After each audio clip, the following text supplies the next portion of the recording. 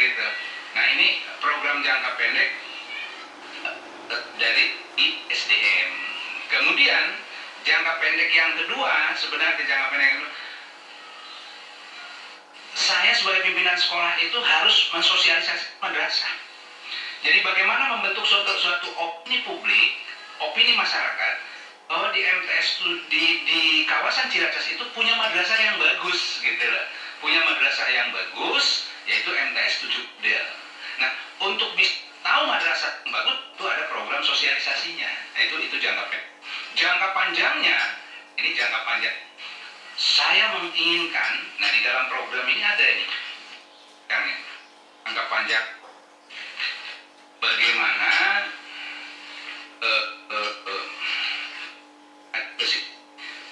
terwujudnya madrasah negeri khususnya MTS 7 bagi berbatas ada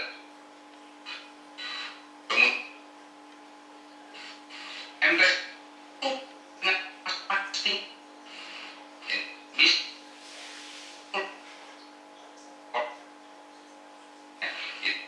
ajangnya yang paling saya bagaimana madrasah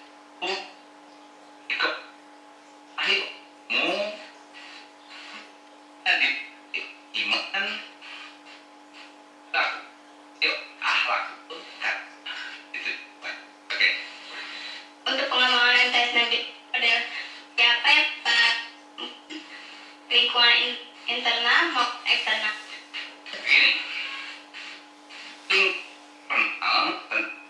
Madrasah itu mampu mengembangkan satu prestasi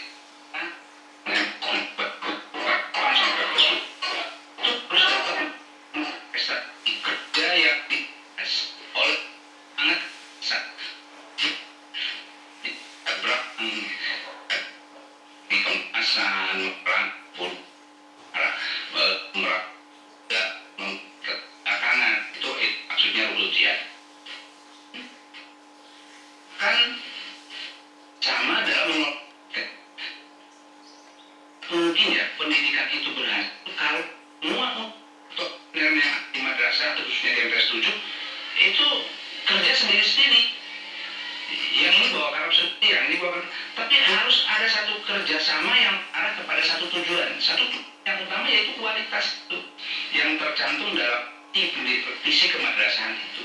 Ini yang dibawa, tapi harus ada satu kerjasama yang mengarah kepada satu tujuan yang utama yaitu kualitas itu yang tercantum dalam visi kemadrasahan itu. Nah, itu secara internal tentu saja semua misi internal itu diarahkan untuk meningkatkan kualitas pendidik. Kemudian misi eksternal yang sangat saya dambakan bagaimana madrasah diakui oleh masyarakat bahwa madrasah merupakan satu lembaga pendidikan umat Islam yang berkualitas tinggi. Itu misi eksternal yang jangka panjangnya gitu. Kemudian tentu saja saya juga mengharapkan madrasah ini populis gitu, artinya menyatu dengan masyarakat gitu. Jadi saya mengharapkan setiap di mana madrasah itu ada, maka lingkungan di sekitarnya akan bernuansa madrasah. Orang masuk ke lingkungan madrasah nyaman, aman, islami, tenang, sejuk, nah gitu kan gitu. Lain dengan masuk ke satu lingkungan yang serem-serem, nggak aman. Tapi kalau sudah masuk ke kawasan madrasah, itu terbawa satu ketenangan, keislaman yang penuh dengan bernuansa Islam. Saya kira itu yang masalah misi eksternal. Di MTS Negeri 7 Model sudah terrealisasi kelas unggulan. Bagaimana upaya manajemen sekolah Bapak untuk merealisasikan kelas unggulan? MTS unggulan tentu yang saya harapkan itu unggul dalam segala hal ya. Kualitas akademisnya, unggul akhlaknya, unggul segala-galanya gitu ya. Nah sekarang kita sudah punya kelas unggulan.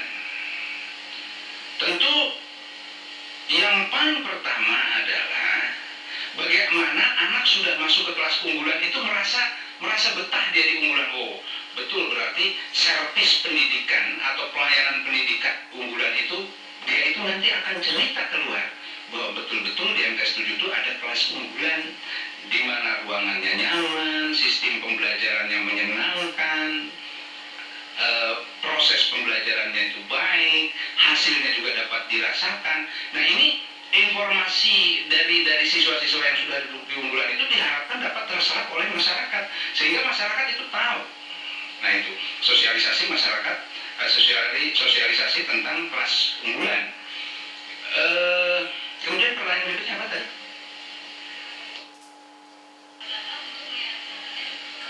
Ya, jadi perlu dipahami bahwa di unggulan ini memang proses pembelajarannya agak berbeda dengan kelas reguler. Lama belajarnya sampai sore, sampai jam 3:30, karena jumlah jamnya ditambah, Kemudian ada lagi program remedial, itu program perbaikan, ada lagi program enrichment, program pendalaman. Jadi bagi anak-anak yang kurang baik, dia masuk ke remedial, ke perbaikan. Tetapi anak yang memang sudah melampaui target ketercapaian kurikulum, dia ada program enrichment, pengayaan, sehingga dia terus bisa meningkat kualitas pembelajarannya. Nah, itu manajemennya begitu.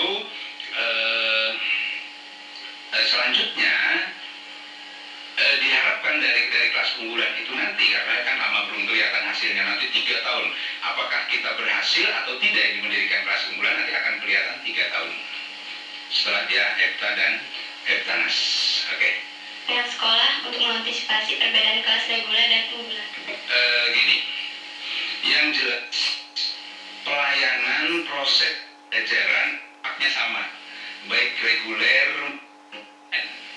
Yang berbeda sebenarnya hanya tempat, karena kelas unggulan itu memang jumlah lebih kecil, kemudian ruangannya itu memang sesuai dengan predikat unggulannya, ada AC-nya, ada karpetnya dan sebagainya. Tetapi kalau pelayanan pembelajarannya itu sama. Kemudian bagaimana untuk menghindarkan satu perbedaan kelas atau sehingga tidak terjadi satu kecemburuan sosial, ini kelas atas, Pak. Mereka tetap dalam olahraga bersama-sama, dalam bersenam, misalnya senam pagi sama-sama, dalam setiap kegiatan tetap mereka bersama dan mereka bersosialisasi antara kelas unggulan dan kelas reguler.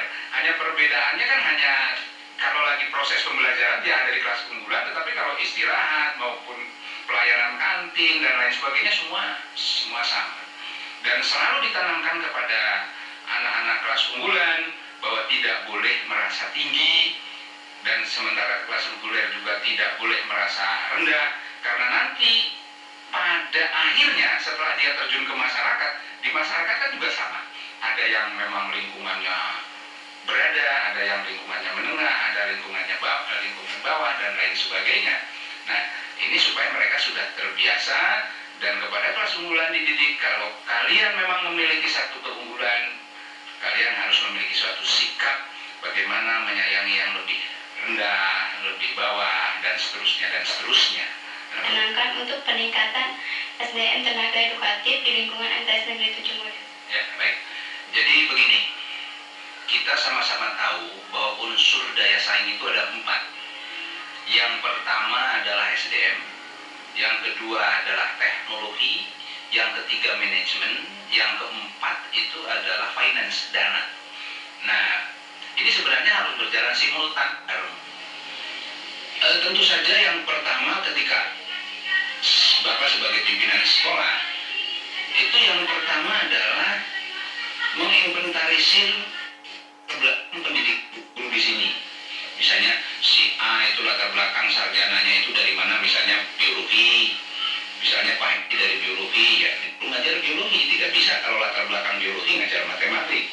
Jadi semua diinventarisir. Nah, setelah diinventarisir, kemudian tentu diberi tugas sesuai dengan latar belakang disiplin ilmunya. Setelah itu kita lihat bagaimana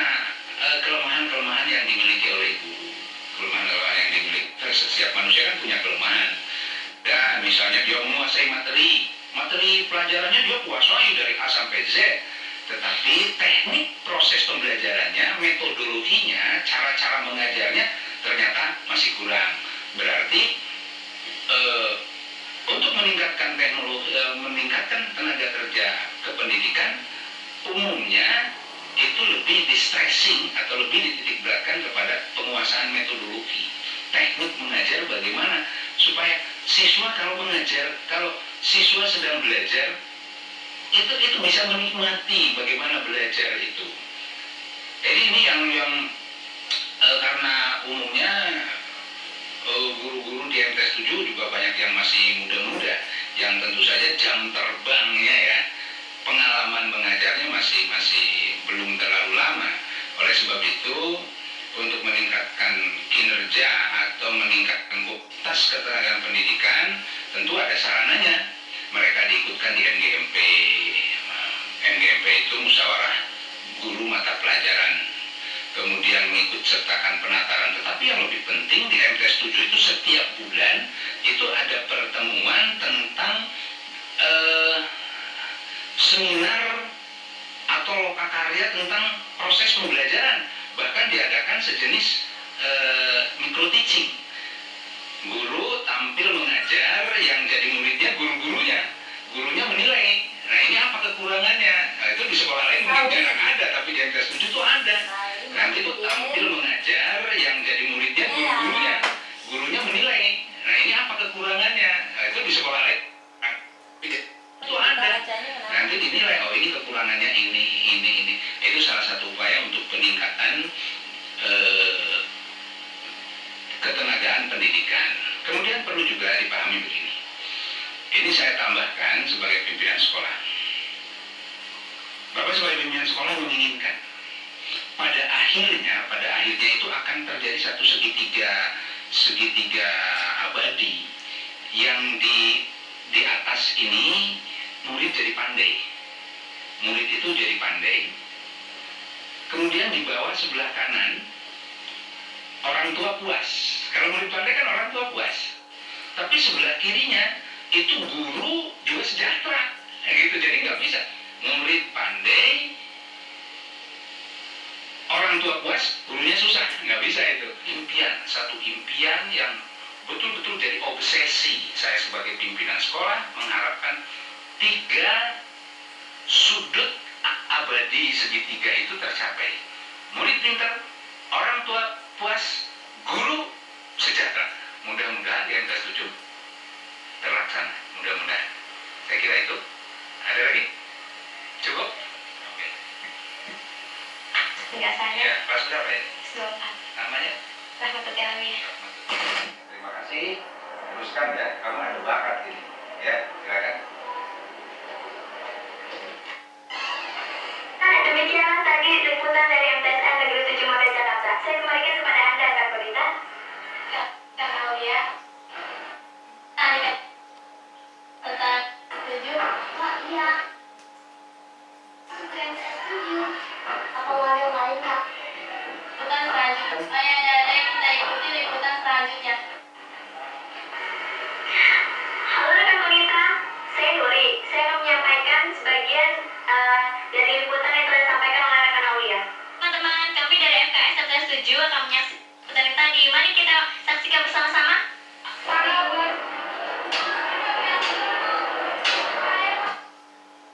Pak. Waalaikumsalam. Maaf Pak, ini mengganggu. Kami dari Forum Kreativitas Siswa MTS 7 ingin mewawancari Bapak guna mendapatkan informasi tentang perpustakaan di MTS 7 ini. Silakan. Apa yang perlu Bapak sampaikan kepada kalian, silakan dipertanyakan. Ya, ada beberapa pertanyaan dari saya. Pertanyaan-pertanyaan yang pertama, kapan perpustakaan di MTS 7 ini berdiri, Pak? MTS 7 kita ini mempunyai perpustakaan itu berdirinya sekitar tahun 1994.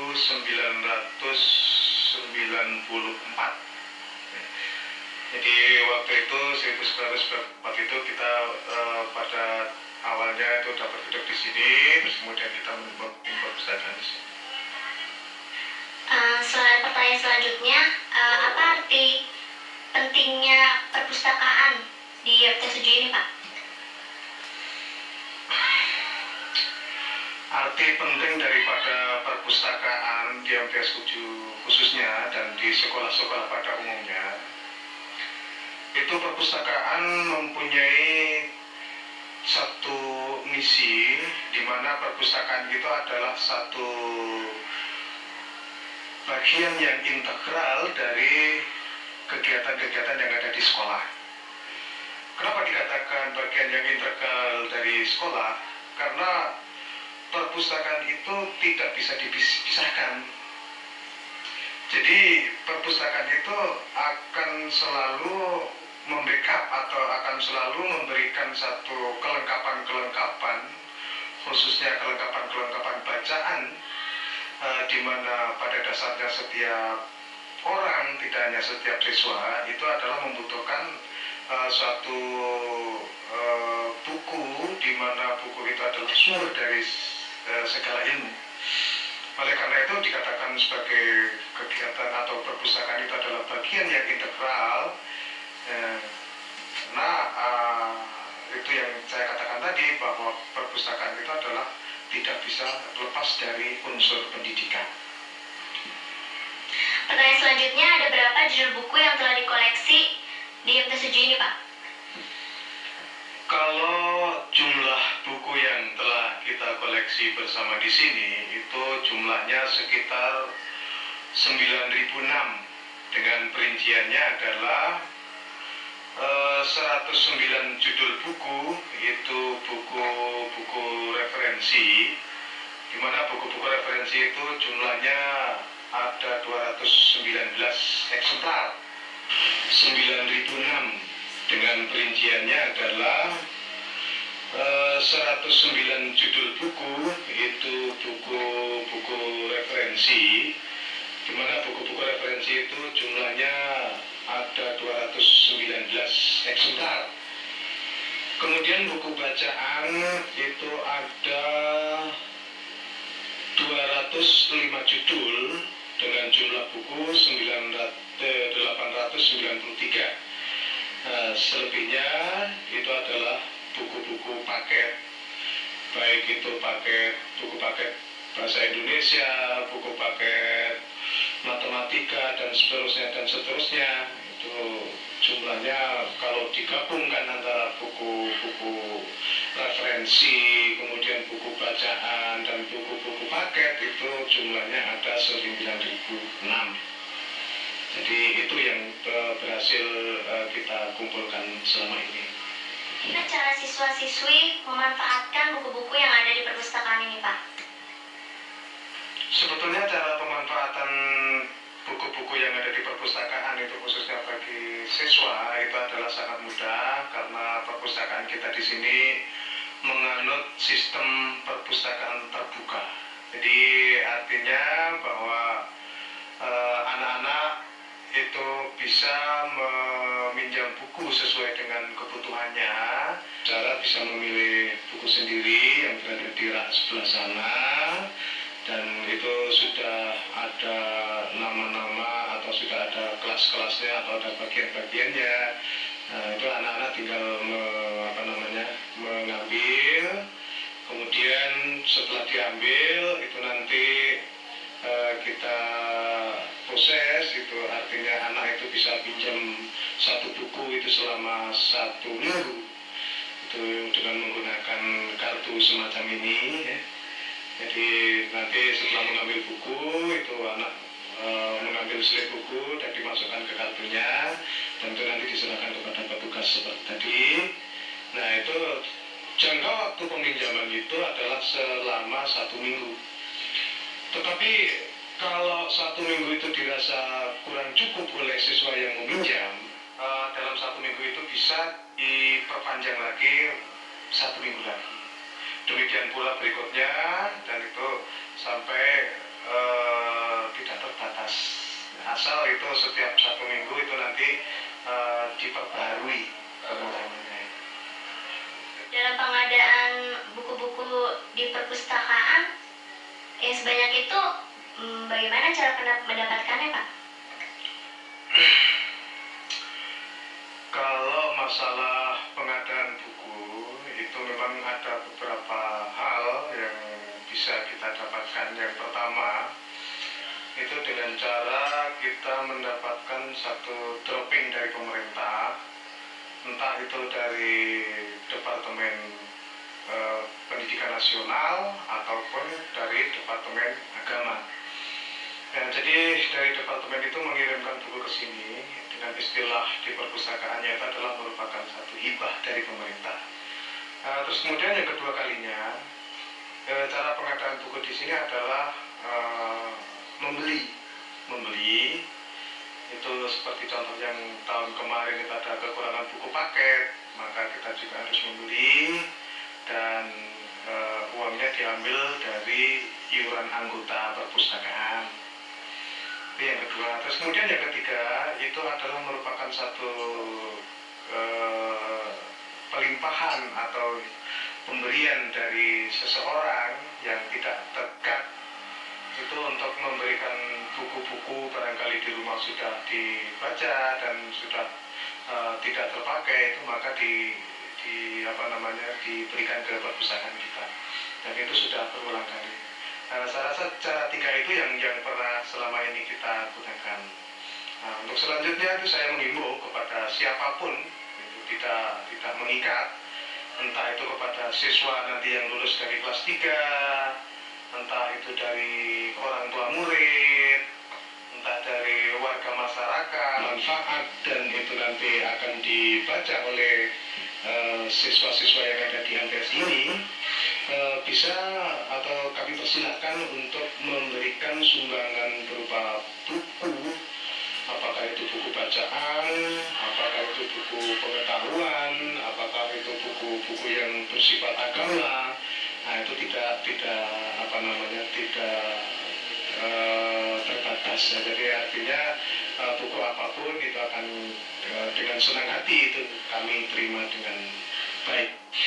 Terima kasih waktunya yang Bapak berikan kepada kami FKS MTS 7. Mudah-mudahan penjelasan dari Bapak bermanfaat bagi MTS kita ya, Pak ya.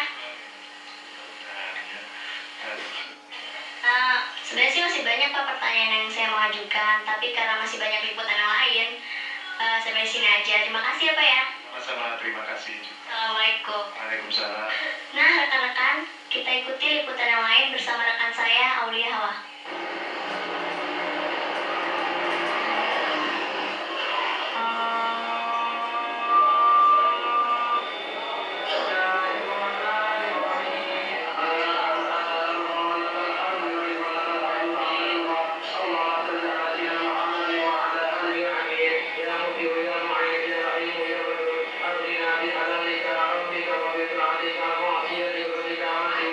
اللهم اغفر لنا ولوالدينا ولجميع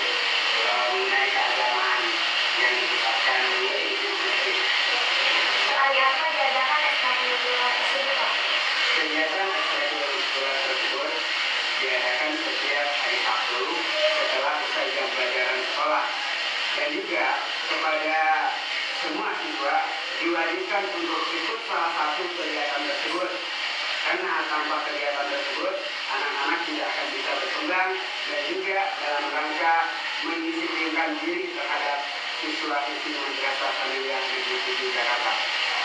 Dalam kegiatan ekstrakurikuler Paskibra, prestasi apa aja yang diraih dan Paskibra kita telah meraih piala-piala seperti yang ada yang dilihat ini, yaitu mengenai juara perseni tingkat KKN 7 dan juga juara 1 dalam rangka lomba gerak jalan di lapangan banteng, dan juga banyak lagi seperti ada juara 3, juara harapan dan sebagainya. Saran saya untuk siswa dan siswi yang